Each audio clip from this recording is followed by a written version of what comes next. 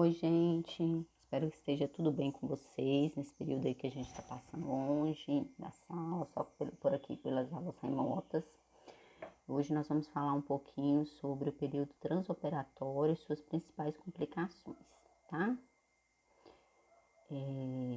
Antes disso, nós vamos lembrar um pouquinho o que é o período transoperatório ou intraoperatório. Ele compreende o momento em que o paciente chega no centro cirúrgico até o momento da retirada dele da sala cirúrgica, até a entrada dele na sala de recuperação pós-anestésica. Esse compreende o período transoperatório, tá? Lembra que nós temos 3 períodos?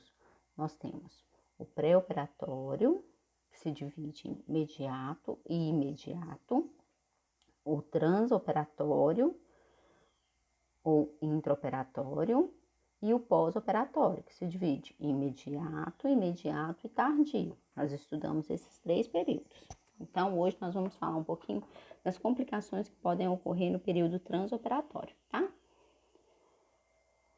Nesse período de transoperatório, as ações de enfermagem elas devem assegurar a integridade física do paciente, tanto pelas agressões que vão ocorrer durante o ato cirúrgico, como pelos riscos que o próprio ambiente cirúrgico do centro cirúrgico oferece para esse paciente.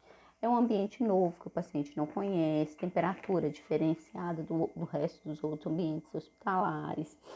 Tudo lá é totalmente diferenciado, ele vai ser invadido por vários tipos de procedimento, vai ser aberto pela incisão cirúrgica, pode ter sondas, drenos, catéter venoso. Então, a equipe de enfermagem ela tem que estar mais atenta ainda nesse momento com esse paciente, ok? Então, vamos relembrar um pouquinho quais são as funções do técnico de enfermagem no centro cirúrgico. Então, a gente sabe que a função do técnico de enfermagem no centro cirúrgico é a função de circulante. Ele está ali para circular, ou seja, para prover tudo o que é necessário durante um ato anestésico cirúrgico. Então, como eu falei para vocês, ele vai chegar na hora do plantão dele, vai conferir, a primeira coisa é fazer a conferência da sala que é da competência dele. Conferir se está tudo ok, conferir os equipamentos, conferir painel de gases, conferir se precisa repor alguma coisa. Aí ele vai olhar o mapa cirúrgico do dia. Todo centro cirúrgico tem um mapa que vai falar quais são as cirurgias eletivas. Lembra o que é cirurgia eletiva? Cirurgia que são programadas. E as cirurgias de urgência não são programadas, são aquelas cirurgias que vão chegar no decorrer do dia. Mas as eletivas são aquelas que você sabe que vão acontecer. Então, eu estou lá na sala 1 do centro cirúrgico do Hospital X. Está programado para minha sala uma cirurgia de colecistectomia. Então, eu já sei que está programada para ali uma cirurgia de colecistectomia. Eu vou pegar todos os materiais que são necessários para essa cirurgia. Eu já vou deixar essa sala montada. Não vou deixar para montar na hora que o paciente chegar. Eu já deixo tudo provisto, já deixo tudo proveniente ali, tudo previsto para aquela cirurgia, porque para na hora que o paciente já estiver dentro da sala, eu não precisar sair correndo para ir na farmácia, para ir no arsenal, para pegar uma coisa correndo ali. Só se por acaso ocorrer alguma intercorrência e não tiver material na sala. Mas tudo que eu puder antever e deixar na sala, eu vou fazer isso. Além disso, eu vou receber o paciente cordialmente, vou me identificar, vou falar, ó, eu sou a enfermeira Adriana, eu sou a técnica de enfermagem Adriana, tô aqui, vou acompanhar o senhor durante sua cirurgia. Vai conferir o nome do paciente com ele ou com o acompanhante dele na porta do centro cirúrgico, conferir se o nome está correto no prontuário, se está correto na pulseira de identificação, tá? E vai adentrar com esse paciente para dentro. Conferir se foi retirado adornos, prótese dentária, calcinha, sutiã, tudo isso a gente vai conferir. Se foi feito o jejum, se o paciente está em jejum, se foi feito o preparo que foi pedido, tudo isso a gente vai conferir antes do paciente entrar para dentro da sala cirúrgica, tá?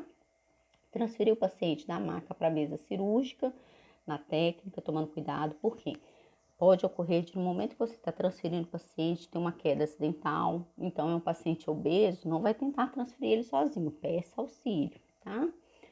Vai colocar o paciente está na mesa cirúrgica, vai monitorizar o paciente, colocar monitor cardíaco, aparelho de pressão, oximetria, E aí você vai dar prosseguimento às ações. O anestesista vai vir, você vai auxiliar ele durante um ato anestésico, aí ele vai te falar, ó, eu quero fazer uma anestesia RAC, uma geral, uma peridural, um bloqueio. Conforme a anestesia que ele te indicar, você vai auxiliar ele naquele procedimento, tá?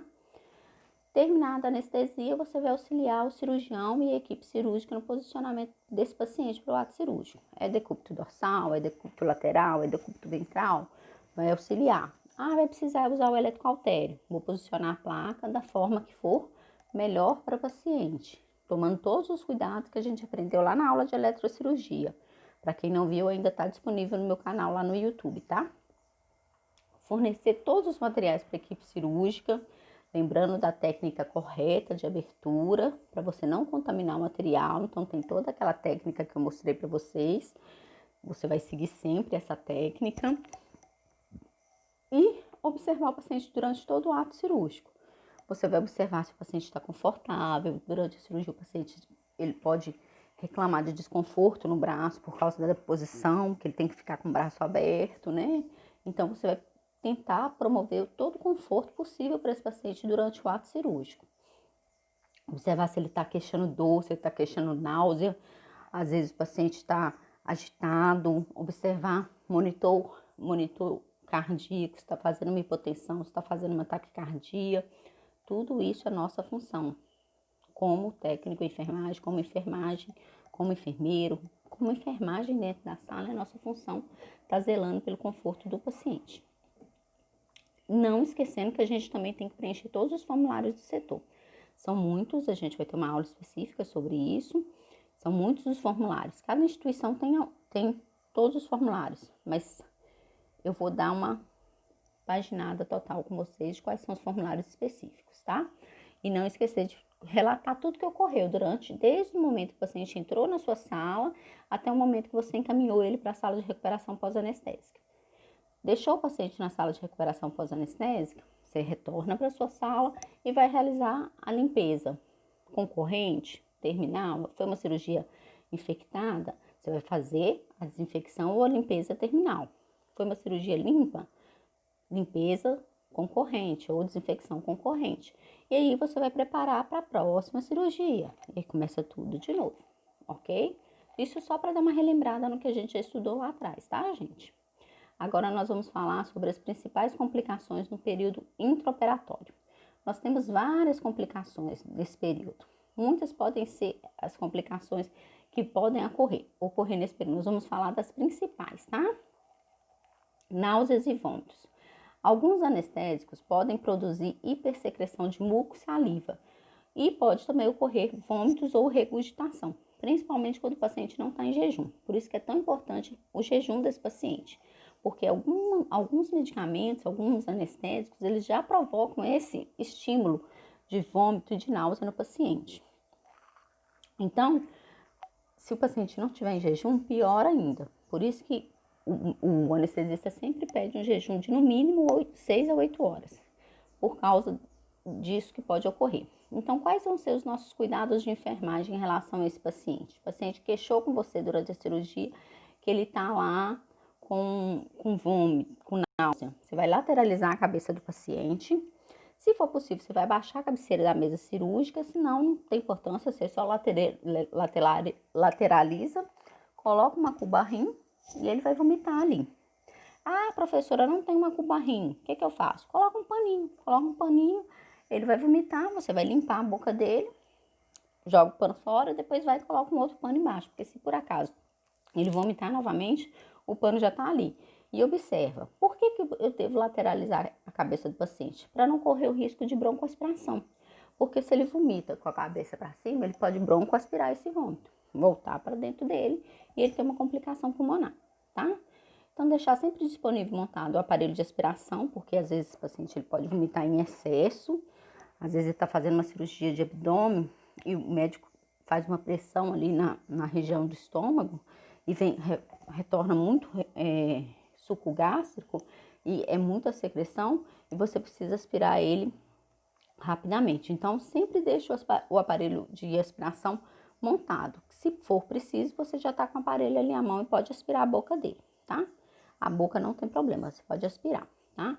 Vai comunicar a intercorrência ao anestesista, caso ele não esteja na sala. Depois que você socorrer o paciente que está vomitando, você vai comunicar para o anestesista, ó, o paciente vomitou. Aí o anestesista vai lá e vai fazer uma medicação antiemética ou então vai solicitar que você faça, ok? Anafilaxia. Anafilaxia é uma reação alérgica aguda com risco de vida. É uma reação alérgica, gente. O paciente ele fica todo empolado. E por quê? Ocorre uma vasodilatação e uma constrição brônquica e uma hipotensão. O paciente, primeiro ele começa a queixar que está com prurido na pele, depois ele começa a queixar que ele está com falta de ar e depois ele já começa a empolar todo. É uma reação aguda, rápida, que precisa de uma intervenção rápida. Ah, por que acontece, professora? Pode ser por causa de alguma droga administrada, por causa de alguma medicação administrada, pode ser por causa de alguma substância tópica, algum antisséptico, algum fio, alguma substância no fio de sutura que foi utilizada que provocou essa reação no paciente. Ele não sabia que ele tinha alergia ao esparadrapo, ao micropore, à clorexidina, ao povidine, ou a luva, ao látex da luva. Então, a qualquer produto, ele pode fazer uma reação rápida a qualquer tipo de produto e ter esse tipo de reação que a gente chama de anafilaxia. Então, o que você, como técnico de enfermagem, vai fazer? Isso, para todos os casos, você sempre vai deixar montado na sua sala um kit de intubação orotraqueal. Ah, por quê, professora? Porque em qualquer momento seu paciente pode ter uma depressão respiratória, pode ter uma complicação e precisar ser intubado. Então, você já vai deixar a mão ali, geralmente todas as salas têm um kit de intubação que já fica preparado ali. Se precisar, já tá à mão, já vai intubar rápido, tá? Estar atento às queixas do paciente, caso seja um bloqueio, o paciente não vai estar dormindo, ele vai estar consciente, orientado, vai começar a queixar com você. Ah, tô com falta de ar, ah, não tô bem, minha pele tá queimando, tá coçando, tô com falta de ar. Aí você vai estar atento, aí você vai observar, vai chegar perto, vai ver que a pele dele tá começando a empolar. Aí você vai comunicar pro anestesista e o anestesista logo já vai fazer ali uma medicação para reverter esse quadro. Geralmente faz uma hidrocortisona ou algum outro tipo de medicação, mas geralmente é hidrocortisona. E vai registrar no prontuário o que aconteceu. Ó, o paciente teve um episódio de anafilaxia, foi comunicado para o anestesista foi e administrou 500 miligramas de hidrocortisona. Você vai comunicar lá para o anestesista. Hipóxia também é um outro tipo de complicação que pode ocorrer devido a diversos fatores. Uma ventilação inadequada, uma oclusão de via aérea, ou o médico foi entubar e ao invés dele entubar do tubo ir lá para a região do bronco, ele foi para o esôfago, ele não entubou na região, não entubou orotraqueal, foi para o estômago, ou ele não entubou nasotraqueal, foi para o estômago. Depressão respiratória, o anestesista deu muito sedativo, o paciente fez uma depressão respiratória, teve uma queda de língua, ele dormiu muito, não conseguiu, aí com isso ele começa a ter uma depressão respiratória, começa a ter uma hipóxia, broncoaspiração, vomitou, você não viu, o paciente broncoaspirou o vômito, posicionamento inadequado do paciente, às vezes o paciente está em decúbito ventral e começa a ter uma sobrecarga no diafragma, e aí ele começa a ter uma hipóxia. Então, diversas são as causas que podem fazer isso. Quais são os cuidados de enfermagem? Avaliação constante da perfusão capilar. Como que você vai avaliar? Você vai apertar o dedo, você aperta e vai ver como que está o enchimento capilar. Você está retornando a cor rápido, menos de 5 segundos, menos de 10 segundos, aí você vai contar. Observar a monitorização, observar se esse paciente está desaturando, se ele está fazendo uma bradicardia, se ele está ficando agitado, se ele está mais sonolento, se a saturação de oxigênio dele está caindo, tá? E vai comunicar para o médico anestesista. O anestesista vai vir e vai avaliar se ele vai precisar entubar esse paciente, ou se só um catéter nasal de oxigênio vai resolver, uma máscara ventilatória. O anestesista vai avaliar qual dispositivo auxiliar de oxigênio vai ser melhor para esse paciente. Precisa entubar? Você vai ajudar ele na intubação. Você já tá com kit de intubação ali, ok. Ah, eu quero só que você coloque um catéter nasal, Adriana. Quantos litros por minuto, doutor? Ah, coloca 3 litros por minuto. Então, vou lá, vou colocar o catéter nasal e vou regular lá no fluxômetro a 3 litros por minuto, ok? E registrar no prontuário tudo que ocorreu de intercorrência. Sempre lembre de registrar tudo. Às tantas horas, o paciente apresentou queixa de dispneia, saturação de oxigênio foi para 88, comunicado ao anestesista que solicitou instalar catéter nasal a 3 litros por minuto, evoluindo com melhora. Sempre coloca, tá? Sempre vão relatar tudo que está sendo feito no paciente. Hipotermia também é uma complicação que pode ocorrer por vários motivos.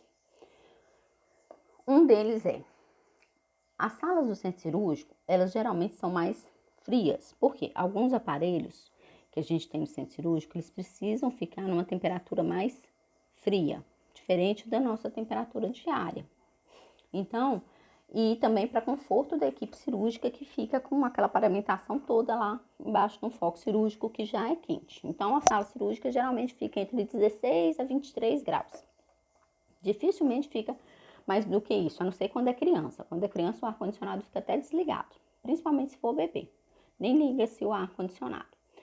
Mas a gente tem que pensar também que essa temperatura é boa para nós, equipe que não estamos sendo operado. Para o paciente que está sendo operado, não é. Porque o paciente está sendo invadido, ele levou uma anestesia, essa anestesia já vai mudar todo o metabolismo do organismo dele. Ele vai ter uma abertura, ou na cavidade abdominal, ou na perna, não sei. Vai ter uma incisão cirúrgica ali, vai perder sangue. Então, a gente tem que considerar o paciente. O que importa no momento da cirurgia é o paciente. Então, por mais que o cirurgião vá reclamar, estou sentindo calor e não sei o que, você vai observar o paciente. Se o paciente estiver com frio, você vai regular a temperatura de acordo com o que o paciente está queixando. Ah, professora, tem medidas que eu posso tomar para que esse paciente fique aquecido e que a equipe também fique confortável? Tem. Você pode colocar um cobertor em cima do paciente. E hoje em dia a gente tem algumas mantas térmicas, que é um aparelho que a gente coloca, tem de vários tipos, tem só para os braços, só para as pernas, para o corpo inteiro. Você vai colocar, é um aparelho que você liga na tomada e coloca antes do paciente entrar para a cirurgia. Para quê? Para aquecer ele.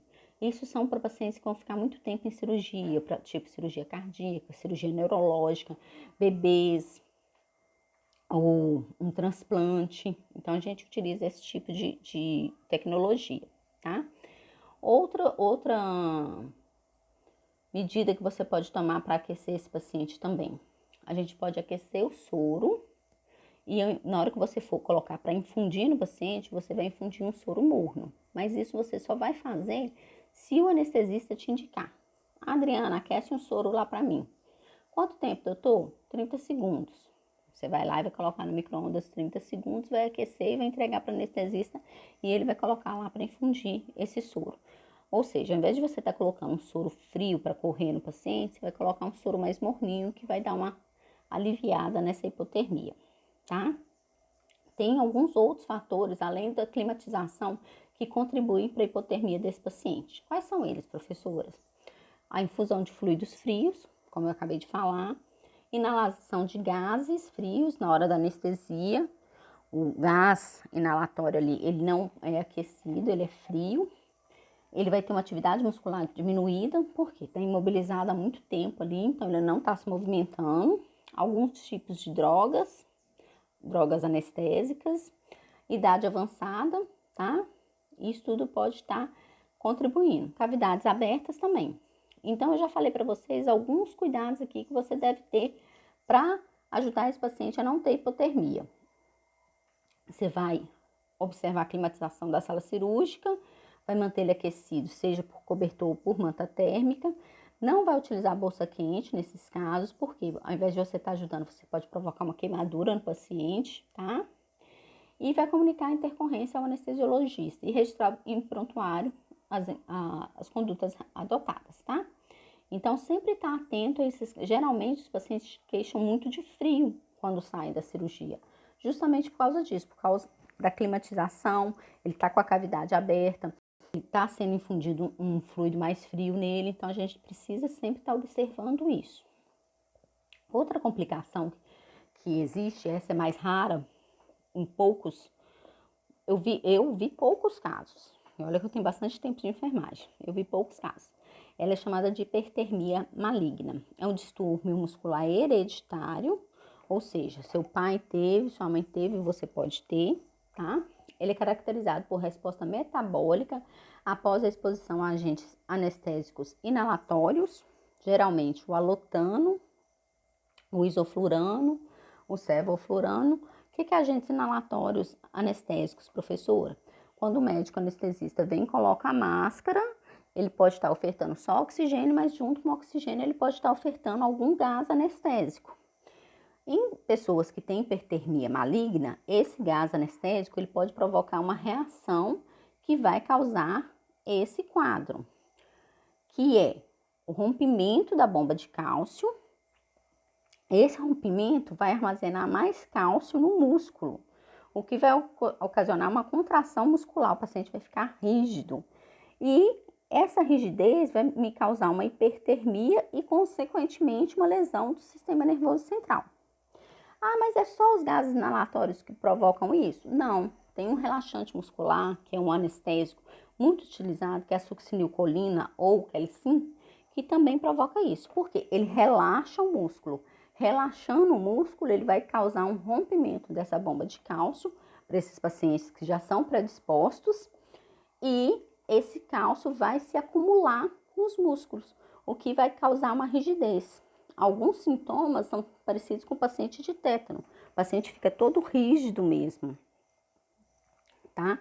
Os sinais clínicos mais comuns são taquicardia, hipotensão, oligúria, disritmia ventricular. Você vai ver uma alteração no traçado elétrico. Professora, precisa saber o que é uma disritmia lá no traçado eletrocardiográfico? Não, mas você precisa saber que está tendo alguma coisa alterada naquele traçado eletrocardiográfico ali, tá? Aumento da temperatura, a temperatura vai aumentar. Geralmente, esse quadro ele se dá em torno de 10 a 20 minutos após a indução anestésica, mas pode ocorrer até 24 horas após a anestesia também. Qual que é o tratamento? O tratamento, ele consiste basicamente em reverter a anestesia. Então, o anestesista, ele vai fazer uma droga antagonizante à anestesia que ele fez. Então, ele vai fazer uma droga para bloquear o efeito da anestesia que ele fez ali naquele paciente, tá? E nós, como equipe de enfermagem, a gente vai auxiliar no que for necessário ali para isso, promovendo o conforto do paciente durante esse momento, tá?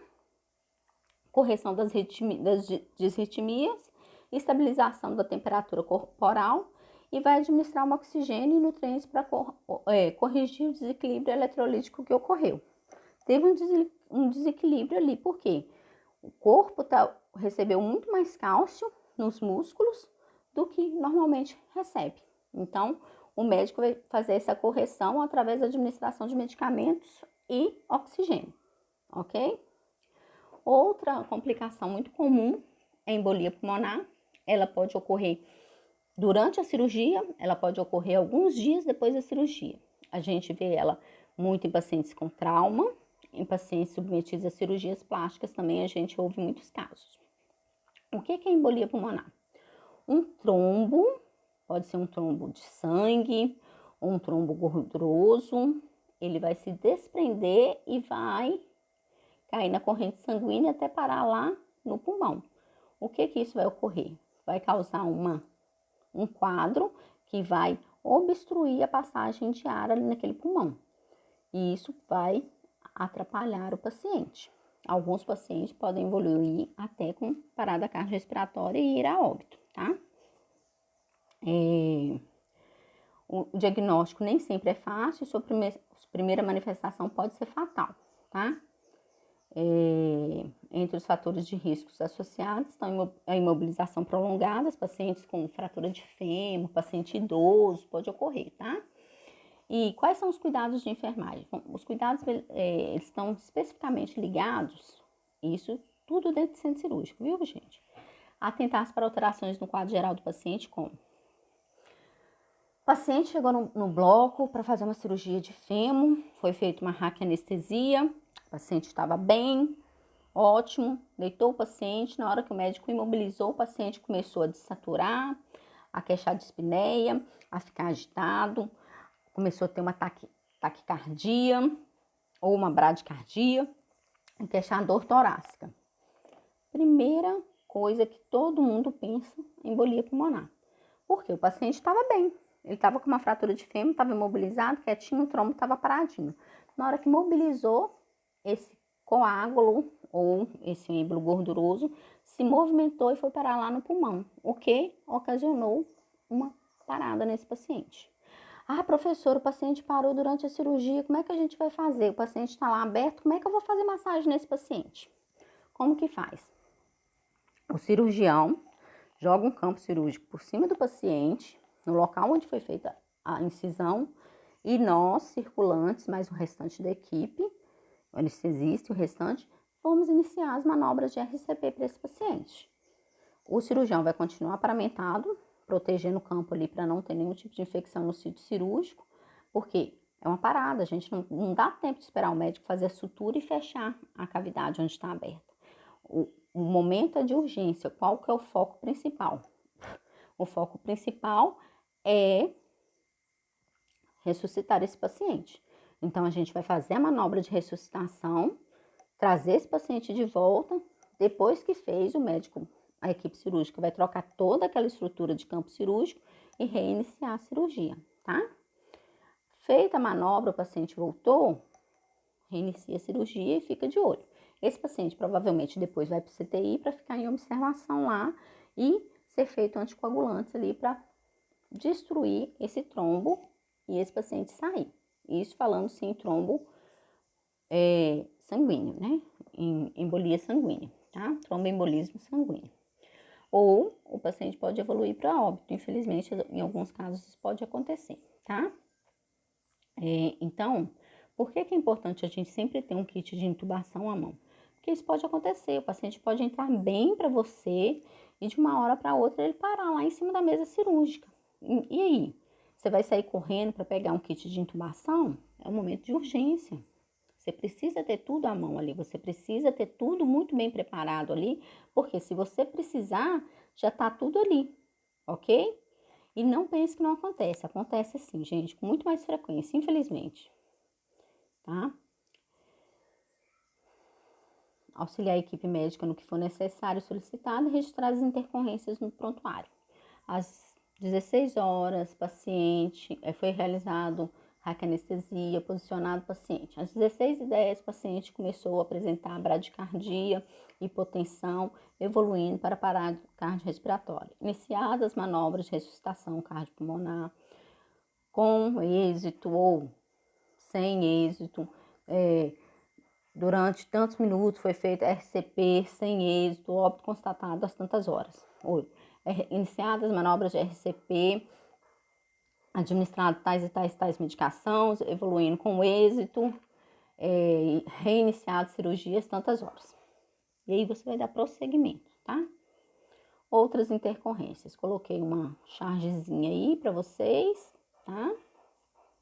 Então, tem algumas outras intercorrências que podem acontecer também.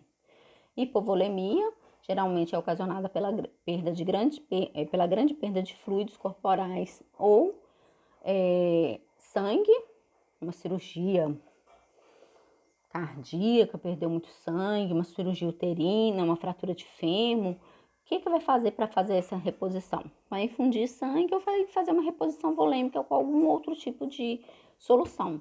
Hoje nós temos no mercado a solução de ring lactato, tem o Voluven, tem algumas outras que podem ser substituídas também. O principal é o concentrado de hemácias, mas mandou para Hemominas. O Hemominas, ele tem, hoje aqui em Valadares, o Hemominas, ele tem tempo de 1 hora para ele devolver esse sangue para a gente, para fazer todos os testes que são necessários para devolver a bolsa de sangue que foi solicitada.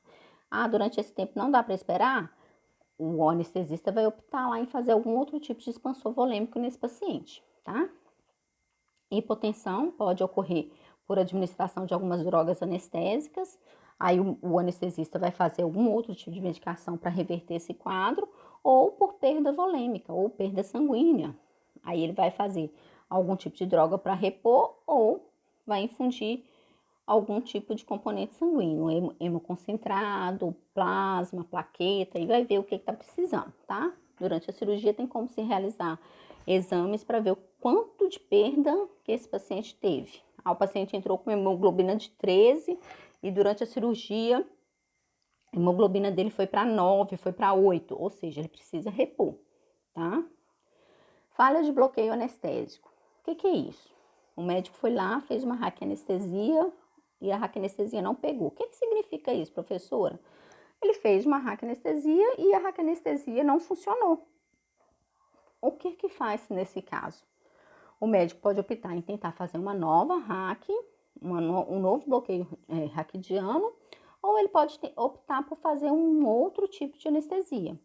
Só na RAC que vai ter falha? Não, pode ter falha na anestesia epidural, pode ter falha no bloqueio plexobraquial, no bloqueio axilar, no BIR, no bloqueio interescalêmico.